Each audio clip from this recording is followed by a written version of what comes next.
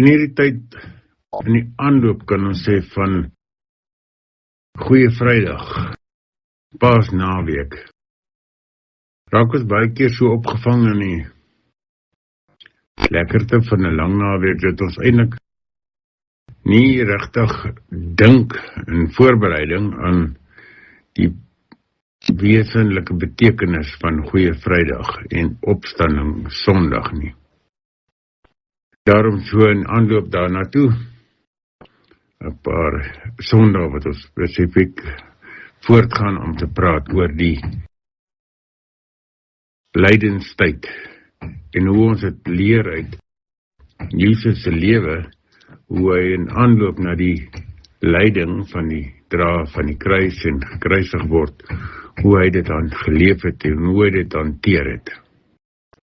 Vanoggend begin ons met wanneer Jesus doelbewus die pad kies. Lukas 9 vers 51 sê, ons is in hierdie tyd eintlik saam met Jesus stadig op pad na die kruis. Daar's een vers wat duidelik uitstaan, soos 'n draai vers in die evangelies. Lukas 9 vers 51 sê, toe die tyd nader kom dat hy in die hemel opgeneem sou word, het Jesus vasbeslote na Jerusalem gereis. Daardie woorde, vasbeslote, is eintlik diep aangrypend. Jesus stap nie per ongeluk in die lydinge nie. Hy word nie oorval deur die kruis nie. Hy kies die pad. Hy weet wat wag. Verwerping, verraad, lyding en uiteindelik die kruis. En tog draai hy nie om nie. Dit wys vir ons iets van die hart van God. Ons dien nie 'n God wat ver staan en kyk hoe mense ly nie. Ons dien 'n God wat self die pad van lyding stap. Maar hierdie vers vra ook iets van ons. Want direk na hierdie moment begin Jesus sy disippels leer wat dit beteken om hom te volg. Om hom te volg is nie net glo nie, dit is om met hom saam te loop.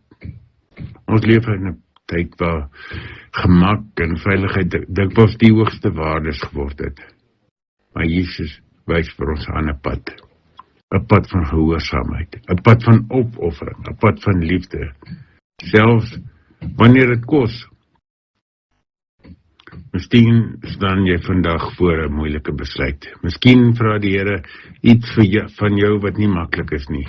Miskien is daar 'n pad wat jy weet wat reg is, maar dit is nie gemaklik nie. Dan moet jy onthou, Jesus het eers daardie pad geloop. Hy vra nooit van ons iets wat hy nie self gedoen het nie. En meer nog, hy loop saam met ons.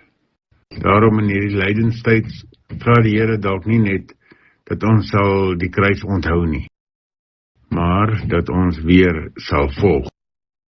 Mag ons soos Jesus leer om vasbeslote te wees, nie uit eie krag nie, liefde vir God.